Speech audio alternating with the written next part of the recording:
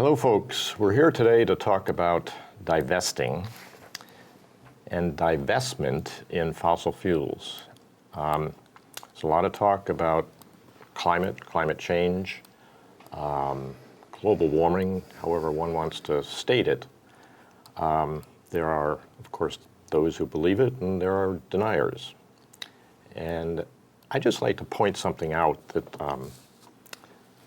I learned. I didn't learn it. It basically common sense. I was born during the World War II and started skiing in Vermont in the 50s, and there was plenty of snow. There wasn't any snowmaking machinery. But then in the 60s and 70s, snow became more scarce, and that was just an eye-opener to me. And also, I started to learn about population and the Industrial Revolution. And in terms of the Industrial Revolution, it basically started maybe 1750. Here we are in the 2000s now. Population back in 1750 was 700 million. Now we're at about 7.5 billion. And by 2050, there will be 9.9 billion. That's a lot of people. And that's a lot of industrial waste going into the atmosphere. And during that time, we started using a lot of fossil fuels, coal, oil. So we're here today because there is a need to divest ourselves of fossil fuels and start looking toward greener ways of fueling ourselves, producing energy. My name is John Harrington. I've lived in Bennington County since the mid-'80s, committed to Vermont, love the state, and I'm here with two gentlemen, Carl Buckle from Manchester and Todd Walker from Wells. And I'd just like to read that Carl's been a resident of Manchester for over 35 years and has two grown children who went through the public school system here and are graduates of Burr & Burton Academy. He's a member of Transition Town Manchester and passionate about working toward a more sustainable future for his children and grandchildren.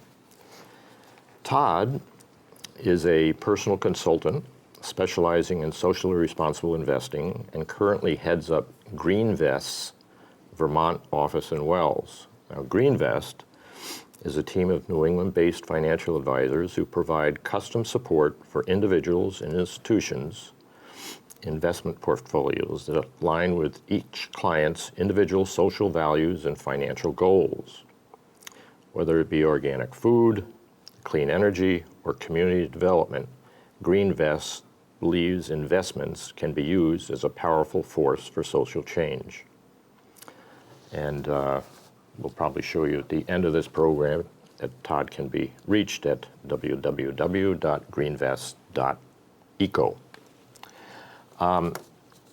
So Carl is going to talk about the why we need to start thinking about divesting. And Todd is going to talk about the how. So, Carl, I do have a few prepared questions here for you, but please feel free to just roll. The questions will help. Yes. So we're talking about divestment today. Can you define what divestment is for our viewers? Okay. Well, generally, divestment in this context is getting rid of your fossil fuel stocks and replacing them with something that's greener in the sense of stocks that are companies that don't pollute. The divestment that we're talking about specifically comes from this organization 350.org, and what they're urging institutions to do when you have large amounts of money is to specifically divest from the 200 largest companies, oil, gas, and coal, that have the most reserves of carbon in the ground. So they're not asking, like the Vermont State Pension Fund, to sell all of their energy stocks tomorrow. They're saying, commit to do this in a responsible way, and Todd will explain more how to do that. But they're saying, make a commitment to get rid of your fossil fuel stocks over time, and at least the biggest 200 companies. And consumers can do it too. Read. Right. And individuals do their own stock portfolio.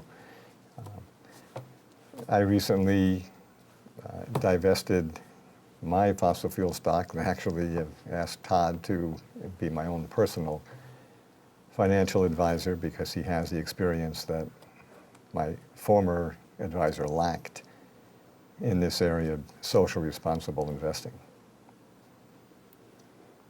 Well, it sounds like the underlying premise of the current divestment movement is that global warming is real, and that our climate really is changing. So, is that true? Well, as you mentioned, your own personal anecdotal experience, it is true. I had the same experience. I moved here in 1976, and my son was born in 1977. And we lived in Arlington, and there was always 3 feet of snow on the ground. I took him cross-country skiing, much to my mom's chagrin, and he was about 2 weeks old. He was born December. And for a few years afterwards, solid snowpack all the time. But now there isn't. And more, I guess professionally, technically,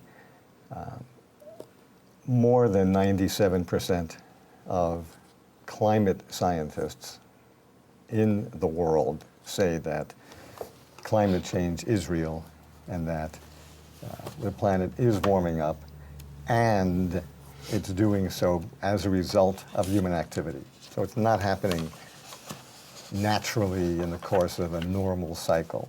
It's happening because we are spewing carbon into the atmosphere. And I want to add that we're talking about divestment from fossil fuel stocks today. That's the focus of this. I also know that there are many other factors that are connected to global warming. Methane gas being one of them, which is not only produced by fracking, but also because of raising of beef cattle. So decreasing consumption of meat is another way you can definitely help with this issue. As well as obviously driving electric cars or hybrid cars and flying less. So there are many other facets to this. But today we're focusing on divestment from fossil fuel stocks. So, as we both mentioned anecdotally, the snowpack is less, but there are other very real changes going on globally. The planet is definitely warming up. Sea levels are rising. They have risen already to the point where there are islands and island nations in the Pacific that are actually threatened in terms of their very existence. The people who are in charge, the governments, are now looking and wondering, where can we relocate? We're going to have to buy land and get off of these islands. They won't be here. There's been research that says that in just a few years, if we reach 2 degrees Celsius above what the normal has been on this planet, cities like Amsterdam will flood. That there will be 3 to 4 feet of sea level rise. And if you get beyond that to 3 to 4 degrees Celsius rise, you're talking about cities like New York or Los Angeles, Miami being underwater. I mean, right now, Miami Beach sits on this spit of land that's really just a few feet above the sea level. And they've had immense flooding, and they're in the middle right now of undergoing a $25 million infrastructure project. They're building 80 or installing 80 pumps to pump the water once it does flood. They're raising their roads 3 to 4 feet, so when the inevitable, happens, at least they can drive. But when you're talking about the levels of sea rise that some scientists are predicting, that's not even going to do anything. This past Saturday in the New York Times, there was a big article about the Ross ice shelf in the Antarctic. And this ice shelf, the one particular ice shelf is a floating piece of ice about the size of California.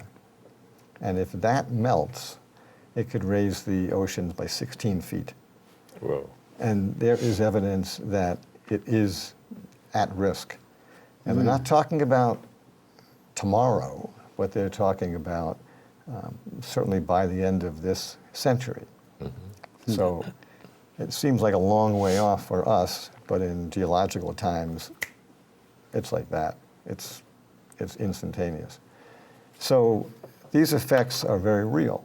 We also see the effect of climate change in the ocean. The oceans are becoming more acidic to the point where coral is now not able to grow, and if the acid levels rise even more, at that point they are bleached, and then the next step is they're just dying, and they will die at 3 degrees above 3 degrees Celsius above what it is now. And we're at 1.5 now, and we're approaching 2 degrees pretty fast. The other scary thing is food production.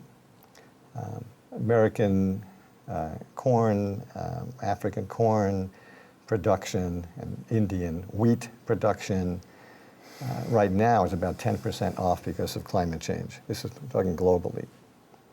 If we get to 2 degrees, we're talking like a 20% decrease. And we're talking 3 to 4 degrees Celsius rise, we're talking 30 to 40% decrease in food production. And corn and wheat are extremely important in terms of not just feeding humans, but you were saying? Well, so the objective of the divestment, stock divestment movement is to what? I know, but I want to make sure everyone else knows, but is it to slow down the companies, to try and make them go bankrupt, to try and get them, obviously, from not bringing stuff up out of the ground? I mean, because there, as you said, there's many ways to slow down, try and slow down climate change. But this divestment movement, what are the objectives? Well, one of the objectives is to get the attention and votes of politicians.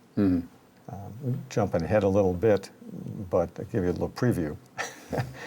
And the reason I'm going into detail about the effect of climate change is to point out the fact that people sort of hear about climate change. I think most people think is real, but there's a lack of urgency.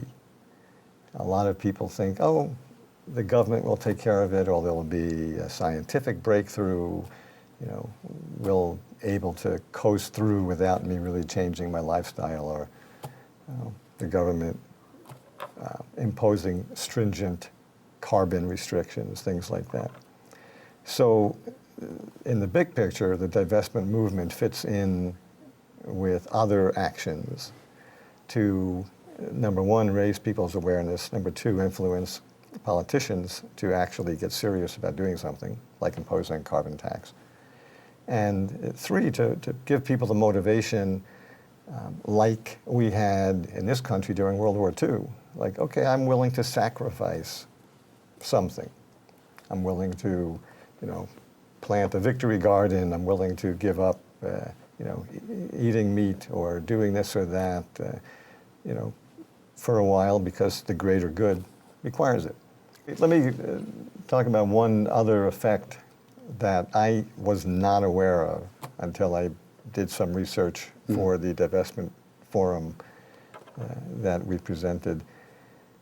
One of the things that I didn't realize would happen when we get to really just 1.5 degrees Celsius more than we are now is that countries like Italy, Greece, and Spain will become deserts. Right now, the heat waves that are happening in Europe are more intense than they used to be. I had no idea that things will evolve to the point where a country like Italy, which is beautiful and you have olive groves and vegetables growing everywhere and flowers everywhere, that could become a desert. And the same with Greece and the same with Spain. So we're talking devastation of a level and degree that is really unprecedented. Hurricanes we know about, whether it's Katrina down in New Orleans or Irene here in Vermont, Sandy that just happened recently.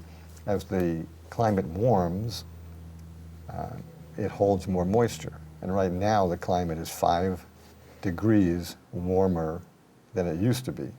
Or 5%, not degrees, 5% warmer than it used to be. So it just holds more moisture. And when it does rain, it's going to be not a healthy rain that waters things. There's going to be devastating floods that wash things away. We know about animal species disappearing. It's sad, but the direct effects of some of these other things, like the sea level rising and the food production decreasing, water supply, fresh water supply, in countries like Bolivia, La Paz is a city that sits right below a glacier, and this glacier has provided fresh water for centuries. People have built their civilization around the fact that this is going to happen. The glaciers are melting. That glacier is almost gone, and I don't know where all those people are going to go. So one of the quotes that was just amazing to me, I'll just read it. This is from a climate scientist named Lonnie G. Thompson from Ohio State University, world-renowned specialist on glacier melt. He said, "Virtually all of us are now convinced that global warming poses a clear and present danger to civilization." He's not saying the human species will disappear. The planet won't disappear. What will disappear will be civilization as we know it, meaning these cities that we have all along the coast, the cropland that we're used to cultivating will be gone, and the migration of people around the planet will dwarf what's happening right now with Syria and the exodus of people out of that country because of political reasons and war. They're going into Europe. What's going to happen when tens of millions, hundreds of millions of people are displaced? What's going to happen then? It's going to be chaos. And that's what Lonnie Thompson is saying when he says, virtually all of us are now convinced that global warming poses a clear and present danger to civilization. So it's a serious issue. So the divestment movement is something that we can do on a local level.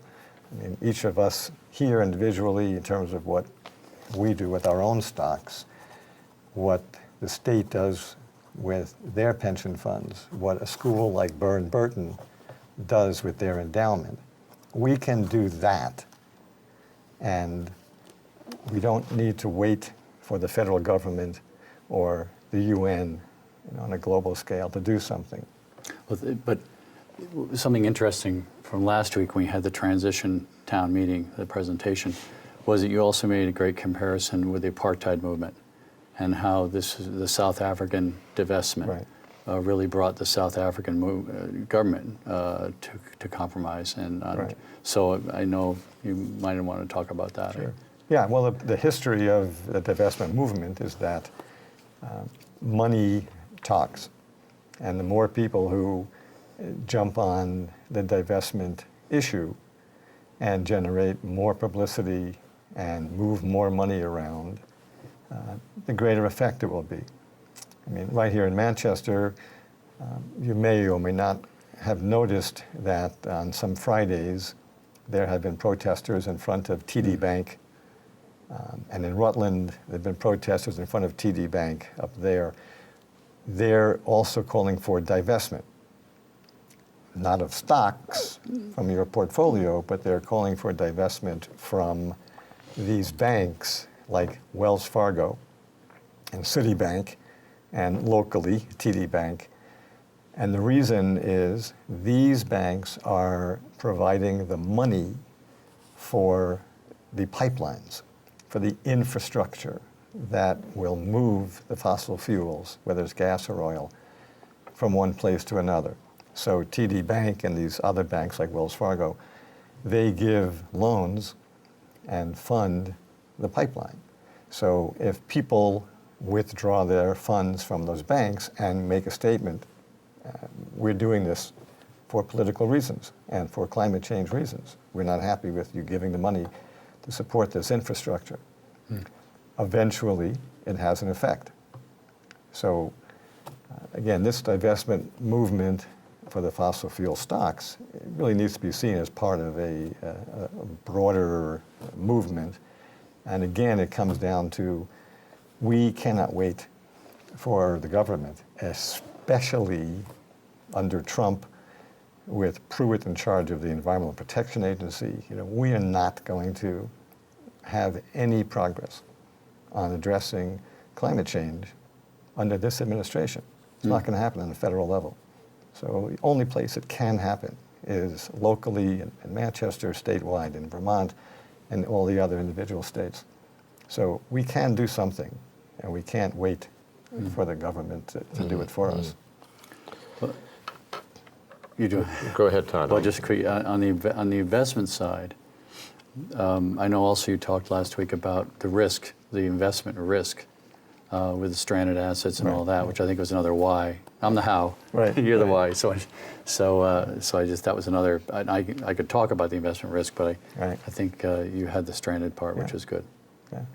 And that's one of the reasons mentioned in the 350.org and the Trillium and another group put together this brochure about divesting. And they have four main reasons to divest. One, that your stock portfolio should reflect your values. So the reason I spoke at length about the climate change is if you believe it's real, which I do, you need to act on that. So that's your values that we can't keep on polluting. And personally, I want to leave a better planet for my grandchildren than the one that's predicted if we do nothing. So an investment portfolio that reflects your values is one reason. Second is to influence the politicians we talked about before, public policy. Right now, our public policy is ridiculous. I mean, they're just, I'll go into detail, but they're just allowing, drilling and fracking, the transportation of tar sands, and nobody's really saying much about it. And the melting of the Arctic ice just opens up the opportunity to say, but we can drill more now. Right. And we can transport the oil on tankers that'll go right across the North Pole. There won't be any ice to stop us. So your values influence public policy, and then what you just alluded to, the third reason is to limit the potential risk, a financial risk of holding on to fossil fuel stocks. And then fourth reason is we need to invest in things like weatherization and other green companies that can offer alternatives to the fossil fuel. So those are the four main reasons that we should pull money out of the fossil fuel and invest it into green companies. And Carl, that was great. I could certainly add some points there as well as Go ahead. as to why, but I think we need to get into, okay, how do we do it? And Todd, you being a personal advisor for people like me and Carl, and I'd like to talk to you after the show. Oh, come on. This is nonprofit. No, for my own personal desires. But so let's say I've decided to divest my investments that are involved in fossil fuels. What are the first steps? Well, the first step is, and you led into it nicely, is to define your version, your stand on divestment. Define what does it mean to you, because I have a variety of clients, of course, and some are happy with the 200 largest holders of carbon assets in the ground, but some want to go much further. So some want to say all fossil fuel companies of any kind. Some want to do fossil, they hold any assets in the ground. Pipelines, truckers, I mean, whoever's moving it, whoever's making money from moving it.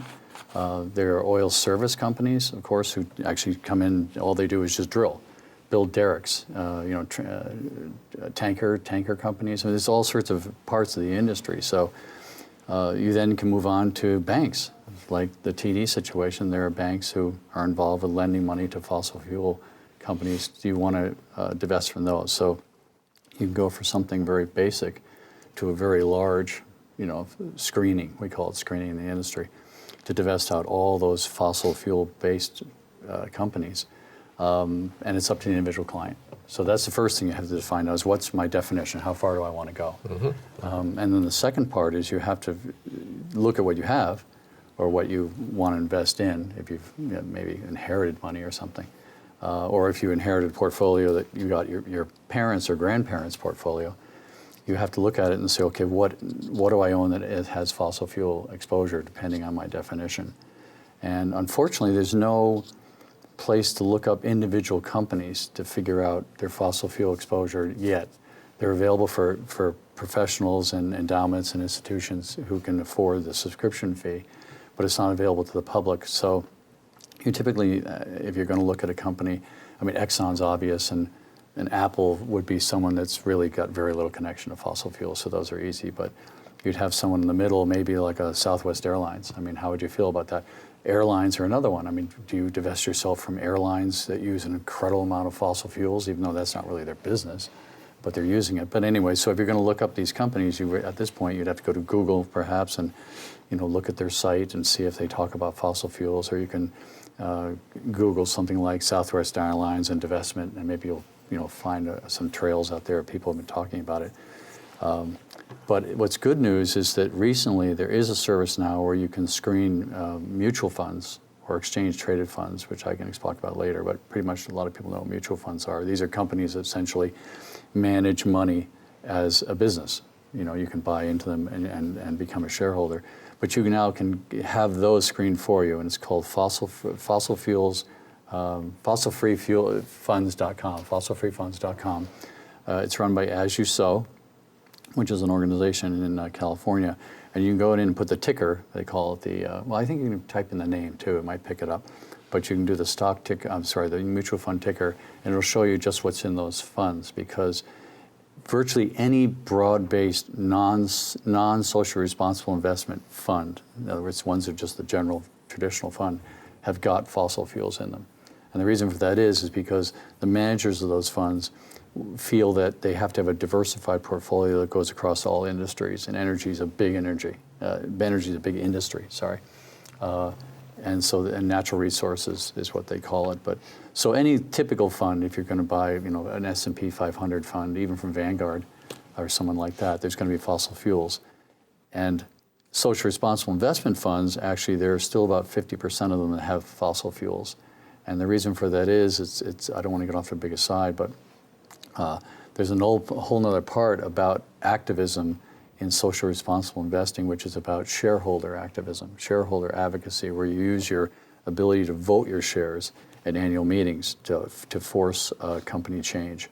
And there's sort of been an inadvertent, I would say, I don't know, conflict in a way, because the one issue with selling off all your shares of an Exxon or something is you no longer have any ability to have any influence in the annual meetings. So unfortunately, no one intended it, but it seems to be an apple, one or the other.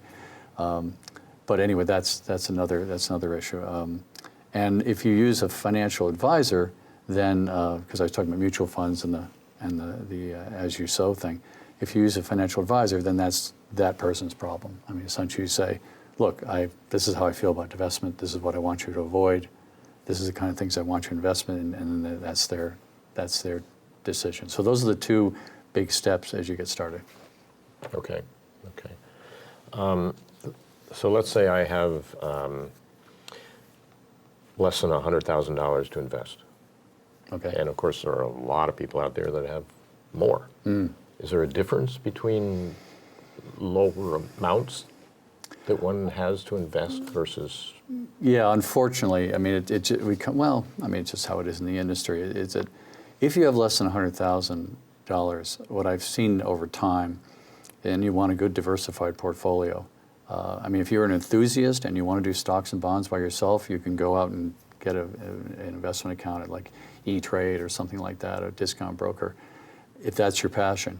But for most people who aren't experts, the best thing to get a diversified portfolio and professional management is to use a no-load mutual fund. That means no sales charge. Mutual funds come in two flavors, either no-load, where you work with the mutual fund directly, or they call load or sales charge, where it's provided through an investment advisor, some sort of broker, investment advisor.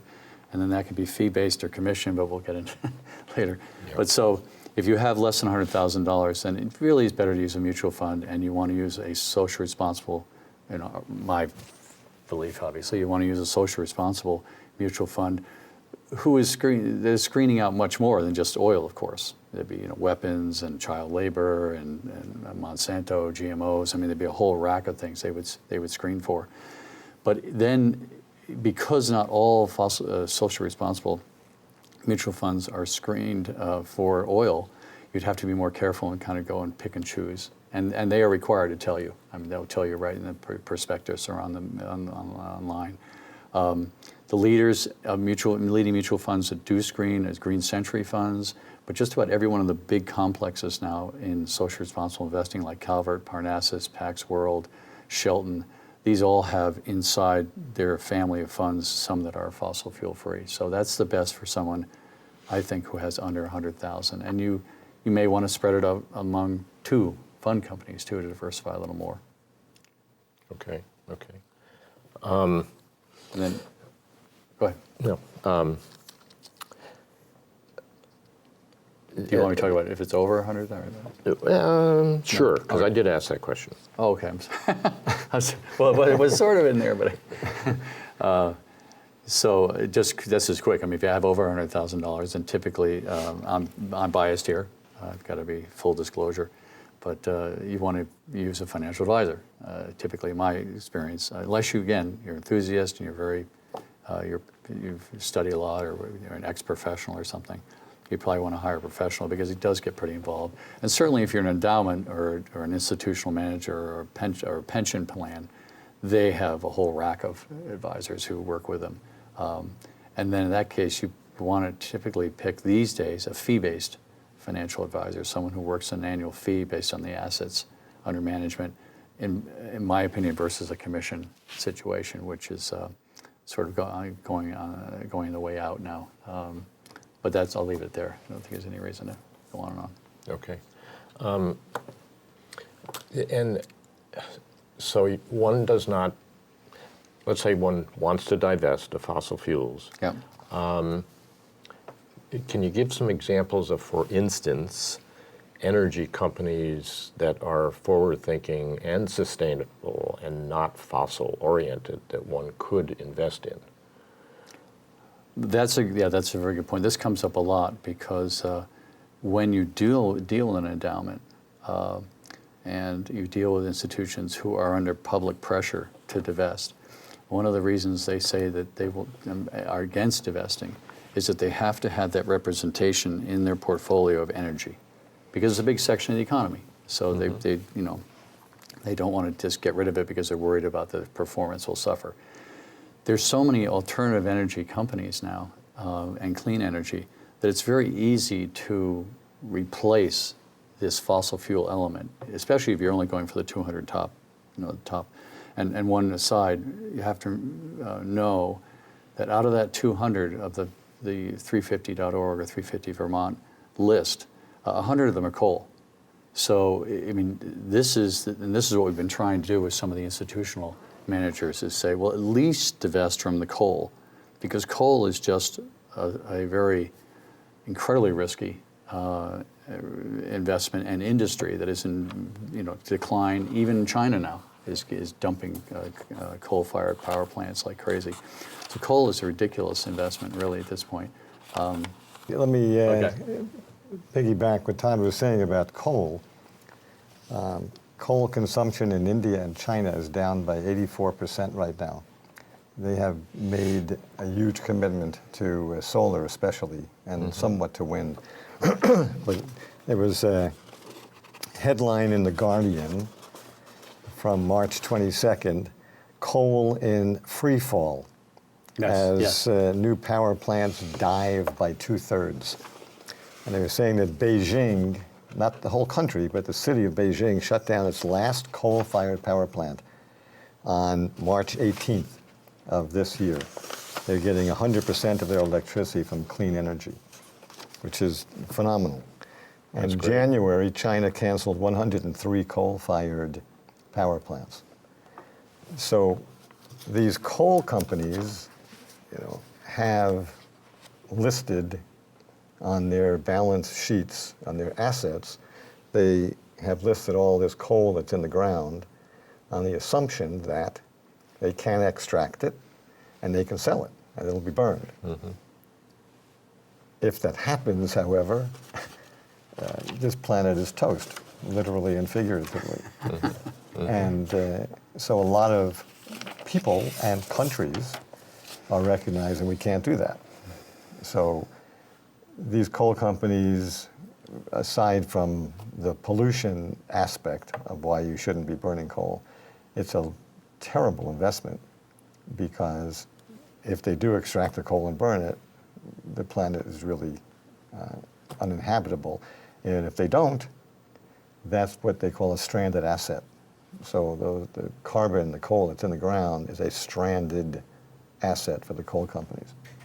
And oil as well, and in fact, that's another big battle, because of course, if it's stranded, they can't say the company's worth the same. And if it's not worth the same, they can't declare that their stocks are worth the same. Right. So there's always this thing that the stocks may collapse, because basically the world says, wait a minute, they are stranded. Right. And your stock's worth a third less than it should be. So. Yeah. And the cost of drilling for oil, my understanding is way back, not even way back, as recently as the 50s and 60s, for every $1 that an oil company spent getting the oil out of the ground, they got $10 back on the oil. And now, if they're lucky, they're spending $1 and getting $2 back. Interesting. Sometimes it's as little as $1.50. And with the price of oil down now, I mean, they're shutting down oil fields in North Dakota, not because they want to save the planet, but because it's economically not viable. So actually, in terms of the financial risk, stockholders are getting less investment back, less return back, and the companies are spending more money for drilling, exploring and fracking than they used to. So that's where the money's going now. But you would ask about, so where do you reinvest? This is a term for this. Is, you get rid of oil. Where do these institutions reinvest? Right. And so that's the divest and reinvest. And so the reinvest is there's so many clean energy companies, like, well, of course, solar and wind and all that. But there's also now niches of the business that are very interesting, that as you get into this world, you learn about. And one of them is lending to clean energy installations. There's a company, for example, like Hannon Armstrong is one, that their niche is that they essentially lend to solar arrays and wind arrays and all that. And they're such experts on it that, of course, it gives them an edge over the normal bank who might not have expertise. So there's a different, you're not just solar panels, not just wind turbines. This is now basically a financial company, but it's in the energy sector. There's also another niche, which is of businesses helping businesses clean up. Because one thing is difficult investing, you have to make sure you don't get too much consumer exposure, because retail is really subject to whims. You know, Lululemon is up, Lululemon is down. I mean, it's just all about fads, a lot of it, so you can get really swept up. Restaurant chain is hot, now it's not hot. So business-to-business sales is a way to get a little bit more stability in your portfolio. And there's a whole bunch of companies now who actually will go into an IBM, for example, and say, look, we can save you water throughout all your plants throughout the U.S. Give us the contract, we'll go through all your plants and we'll clean it up. And there are companies like that that do that, and there's actually some exchange-traded funds, mutual funds, that specialize in those. So you're investing in clean energy, but you're not investing in where there have been problems, like solar panels, because those were commoditized at some point because everybody was producing them. So those are some alternate areas. And I may get to later is you have to be careful, though, because if the institutions divest from these large energy companies that are considered blue chips and big and large cap companies, and suddenly invest in all these small caps, that is a change in the allocation of the portfolio. So they have to be careful. But it just do not have to invest in fossil fuels to somehow make a portfolio viable anymore, in my opinion, and many other people's opinion. So people who do or are invested in fossil fuels, Yeah. they don't have to worry about their portfolio being harmed by changing to other investments? Well, if it's done right. I mean, again, Yeah. that's maybe biased, I don't know, self-promotion, but you know, that's the thing, and they're finding that out. I mean, personally, our portfolios have no problem at all. We're not in any oil. We haven't oil. I don't think I've ever been invested in oil, really, except inadvertently. What happens, and I won't go on about this, we get portfolios that we take over, that we can't divest all at once, which is something else I can get into too, but because the capital gains. So we actually are holding some oil stocks that we agree with the client that we don't want to get rid of right now. We'll get rid of them over time. Mm-hmm. And you were saying that 350.org actually gives you 5 years to divest if you take the pledge, not the 200 companies. You also have 5 years to do that. And the reason they did that, of course, is the institutions, the endowments. I mean, that's to have them unwind all those positions in a year or even a month would be very difficult for them. So they have 5 years. So it's similar on the consumer side.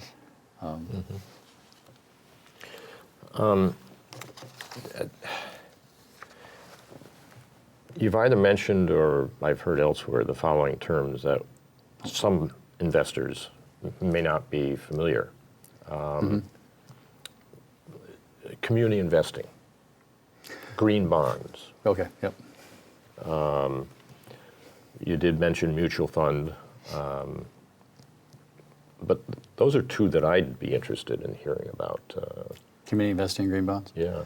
Well, community investing goes back way into, I mean, investing in a local church or a town hall is almost community investing. So it goes way, way back. But it also goes back to the beginning of social responsible investing, which was the birth of the industry was in the mid-'80s, which was with apartheid. Mm-hmm. Apartheid showed that divestment, that using investments as a tool for social change worked. And that's what made the industry take off. So community investing was basically in some ways going around the stock market. I mean, I have a lot of people say, do I have to go through the stock market? And there are ways to invest that you don't have to. And one of them is community investing, where essentially there are organizations set up to invest in the local community. And to do that, they sell notes. It's a banking concept, but they're not banks. So they sell a note to an investor at 1.5%. They take that money and they lend it out in the community for 3 or 4% or whatever, typical kind of banking thing.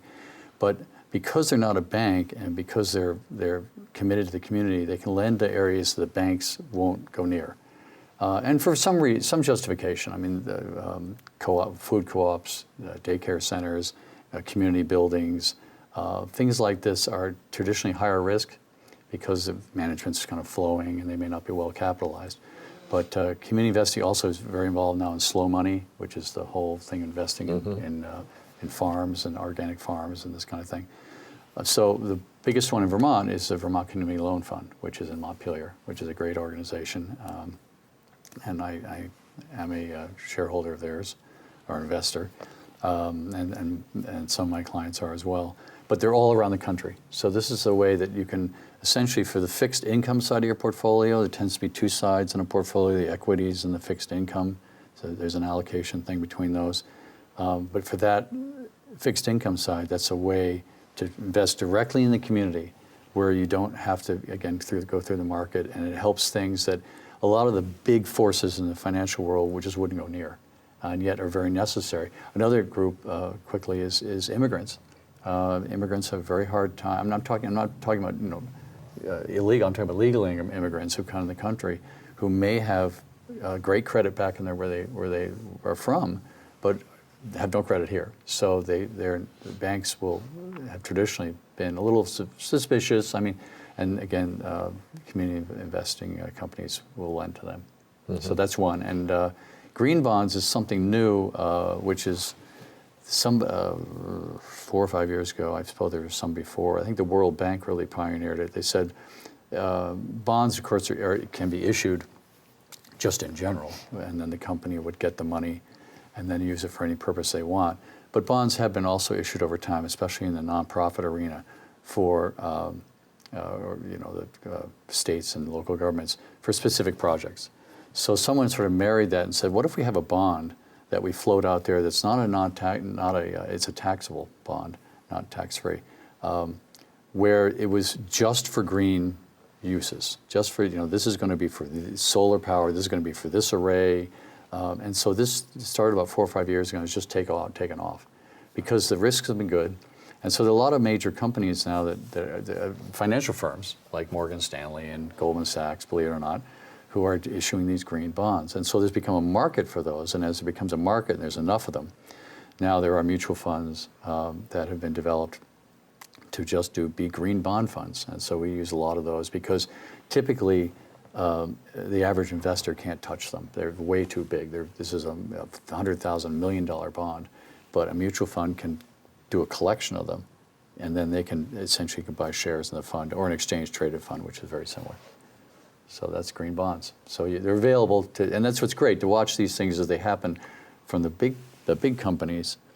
Then it becomes something that the retail person can use. So there's more and more instruments to do social responsible investing, and it's very exciting because we get all these smaller funds all the time that do like robotics or cybersecurity or surgical equipment. I mean, you can do lots of things that are inherently social, and because of these new vehicles, we're able to really spread out our investments. Which makes them less vulnerable in times of turmoil. Right. I mean, you want to have a very diversified portfolio always. That's definitely. I'm sometimes accused of being over diversified. And in this industry, there's two philosophies. I'll make it brief. That some people feel that a concentrated portfolio is the way to go, because if you only have like 20 stocks in a mutual fund or 20 stocks in a portfolio, then if one of them really takes off, then or one or two or three, then the portfolio can really jump up because you've got and the other one would say more diversification, where you have 200 stocks. So I left out the first part. Of course, if it jumps up, if you have 2 or 3 that go down, you can really get a big, decline. When you have more stocks or bonds in a portfolio, there's more buffering. It's more stable, because if some go way up, yes, it doesn't jump up, but if some go down, it doesn't, go way down. But I tend to like the former. I guess it depends. If you've got an investor, a client who really wants to be incredibly aggressive, and they're young and they're able to replace the money if they lose it, then there's many ways to be aggressive. I tend to be older, obviously, and a lot of my clients are older, not really old, but and so I tend to be a real diversification believer. Mm-hmm. I especially in this world, where you've got a North Korea and you've got always something, or you have a president who just seems to always say something interesting. I just really do not want to be too concentrated. Yeah. Anyway, that's probably getting off subject, sorry. No, that's all right. So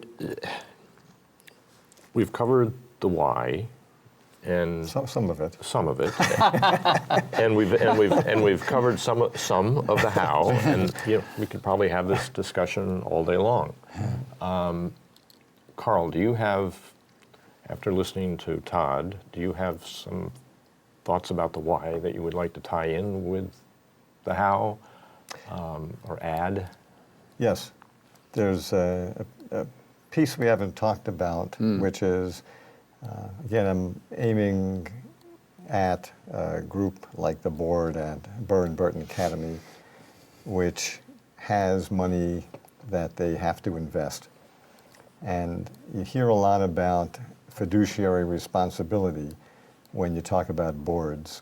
And there's a presumption that fiduciary responsibility means that you must maximize the amount of money coming in.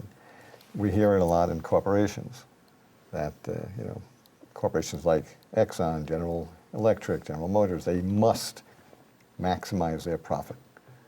And the reality is that's not true. The reality is there is nothing legally on paper that says a corporation must only look at how much money the investors make. They can and have looked at their employees and their health and benefits, and they want to share that. They have looked at the towns and cities that they're in. They've looked at the nation as a whole. So fiduciary responsibility is not as narrow as looking only at the amount of money that will come in as a result of your investment. And to me, you mentioned my children, Dan and Maya, went to Burr and Burton, the high school. They graduated from there. Burr and Burton has a social responsibility component to graduate. You must do community service. That's part of what the school has said. We are not just giving you academic knowledge, we are imparting some values. We want to give you a sense of morality, of ethics. You need to look at the bigger community. So my pitch, to the board at Burr and Burton is, you have a fiduciary responsibility to your children that you are educating, that you leave them a world that they can inhabit, a world that is not drowning or plagued with droughts and migrants all over the place, but a world that is recognizable. So fiduciary responsibility, to me, implies more than just money. It implies walk your talk. If you think it's important for kids to have some values as they go out into the world, demonstrate it by divesting of fossil fuel stock. I love it. Excellent I think it's point. just great. It's like would it be the committee, the investment committee's community service, right? Right. I love it, because I'm a trustee at Green Mountain College, so we have divested, Right. but only from the top 200 companies so far, because we have a manager who is not socially responsible per se. They've been cooperative, but I like that. So we don't have to. I mean, Green Mountain College is already on board certainly for environmental service, but I think They're walking but their I think talk. that's great. Yeah. Their talk is, Yeah. the environment's important. We need to do something about it. And their board at Green Mountain College is walking the talk. Yeah. But it took some time, even there. Sure. It takes some time. There's tremendous resistance from the managers. And one thing, which I mentioned to you before, that I understand to a certain extent, is they want the people out there listening, if you're going to do this to your organizations or boards, is important that the actual investors, the constituents, the participants in an employee plan, say this is what they want. Because what the board will feel, the investment committee, is if it's just outside people that are coming in and basically saying, we want you to change, we want you to change, and the actual people they're investing for the pension holders aren't embroiled and upset about divestment, then they're just going to say, well, wait a minute, these are outside agitators. Right. They're just coming in to cause trouble. They're really not involved with us. And so it's really important to see that it has to be the actual membership. So that's just something that's an aside that maybe I can get that message out there. And I have one last thing I do want to address. I know we're probably running out of time, but I wanted to just address something one quickly about. I've been going around giving a speech about the pitfalls, the costs that can happen if you don't divest correctly. And it's a long one, but I'm not going to go through that at all. I just want to bring up, we brought up several of them. But when you divest a portfolio, and this happens to clients a lot, they'll come in, they'll say, I have this thing and I inherited it or something, and now I can't stand oil and I just want to do it. And so what you have to watch out for, I'll just read it, I'm not going to go into each one, is asset allocation, because your portfolio is allocated between large cap and small cap funds and fixed income and bonds and equities. You want to make sure that allocation stays the same as you do it. You want to make sure that that you have your diversification. If you get rid of energy, you want to put some energy in. But the two big ones are taxes, because what will happen is someone will say, just get me out of oil. And if you've inherited this portfolio while the person who gave it to you was still alive, your cost basis on this could be huge, low. So your capital gains could be high. You could get whacked with taxes. So you want to stagger it over time, a little bit each year. And fees, because if you sell in a big way in a commission account, you're going to get hit with large brokerage fees to do this. So you have to watch out for that. Another one is dividend income. If you're depending on your income from, let's say, large fossil fuel companies, and you suddenly just say get rid of them all, you could say, what happened to my income? It's gone, because you have to remember that you might lose your income through that. So I just want to bring up that just make sure to be careful. Don't just do it emotionally, because you could lose a lot of money unnecessarily. Good point. And that's it. Great, great. I know you could say more. I know you could say more, Todd. Yeah. But we do need to close. Right. So I want to thank Carl Buckle, representing Transition Town Manchester, and Todd Walker of greenvest.eco. Eco. And I'd like to thank John Harrington, who didn't exactly volunteer for this role, but he agreed when I twisted his arm. So I think he has a new future, though, thank don't you. you? I mean, Well, this has been fun. I'm getting excited about the whole divestment process. Yeah. So there is a lot to talk about, but we're out of time. And thank you, Carl. Thank you, Todd. Thank you, thanks John. to GNAT for And thanks to Absolutely. GNAT. hosting us here. Absolutely. Yeah. So.